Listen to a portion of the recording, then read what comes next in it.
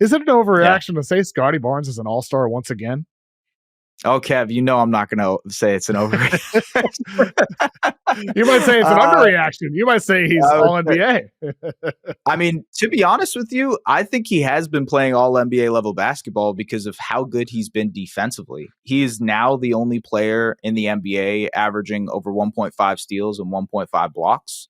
I think the fact that he is, in a lot of ways, his life has become more simple with Brandon Ingram on the floor. I was looking this up this morning, but he is being assisted on more of his shots than he ever has in his career since his rookie year. So he is, I think it's nearly 65% of all of his shots this season have been assisted. A lot of that is because he's being more of a play finisher in their actions versus being the guy creating the shots. But at the same time, he's also still able to weaponize his secondary creation, sort of like what we mentioned with Alperen Şengün, where they'll get Scottie to catch it in the middle of the floor. And because it's a 4-on-3 situation, he's so good at, one, attacking a tilted defense, and two, making cerebral plays with it. As you see here, the dump off passes to Jakob Poeltl and finding cutters. Like, this is the type of offense that Scottie could live in. But at the same time, and I'm curious to get your thoughts, he has been the only stopgap for them defensively. He is plugging all kinds of holes for them on the defensive end. I can't tell you how many times I've watched him completely erase a wide open layup this season, where he'll just, like, the Sixers, the Rockets, whoever it is that they're facing will have gotten a wide open layup and Scottie will recover out. He'll use his length to get there. I think not only is he on pace for an all-star spot, but I think he's on pace for an all-defense spot. And if you put those things together, honestly, I think he's playing all NBA basketball right now. Yeah, but he's been sensational. I mean, you mentioned it, like Yeah. the fact a lot of his shots unassisted, still doing his typical thing offensively as an on-ball guy as well. Like we showed some of the clips on screen with the pull-ups, short roll, playmaking out of those situations, playing within the flow. And I think with Scottie defensively, that's part of it as well. That immense frame and length and versatility that he has and the effort that he brings to the floor. With this Raptors team, one of the concerns people had about them entering the season was, I think there's a lot of people who thought, okay, this team should be good defensively, but there's questions about the offensive fit. What's been your early season assessment about the fit of this roster so far? They have really thrived with their bench groups.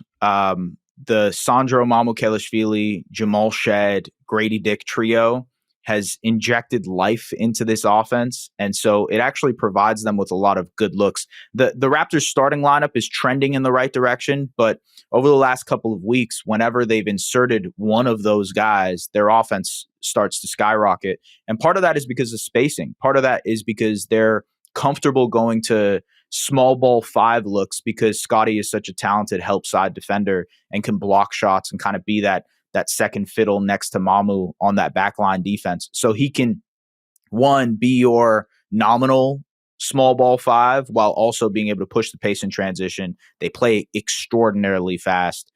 They're number 1 in the league in terms of transition frequency. And so that's helped churn out their offense. At the same time, I will say they are a top 6 half-court offense right now.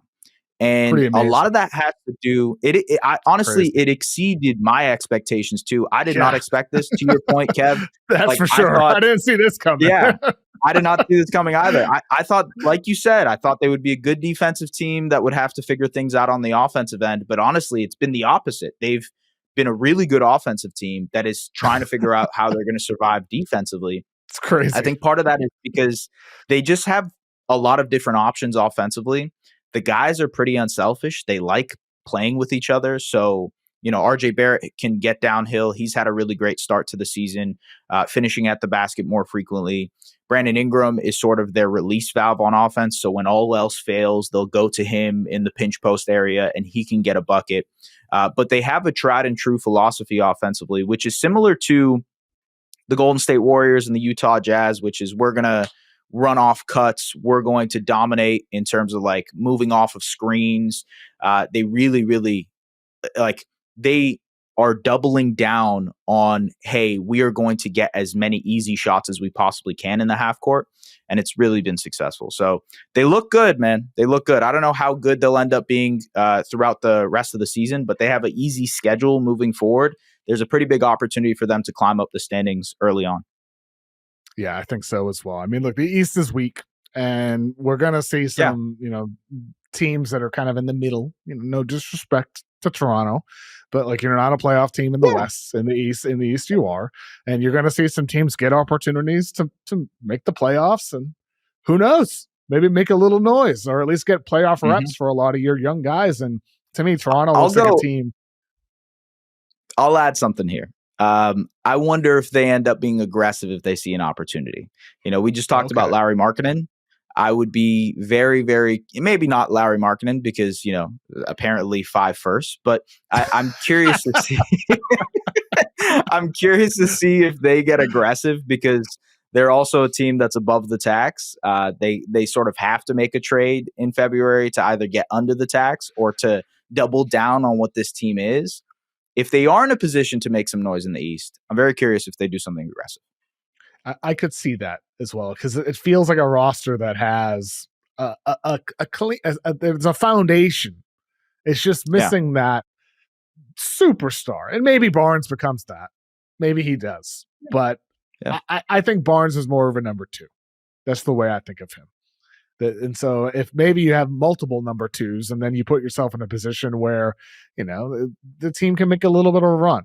But ultimately, I do think they're a team to watch, as you said. And we have the Eastern Conference standings on screen right now. Pistons leading the way at 11-2. Knicks at 8-4. We're going to talk about them with a third episode this week on Wednesday that we'll be publishing. And the Cavs in third at 9-5. Hawks at 9-5. Raptors at 8-5 so far this year. They're currently in the 5 seed. We shall see.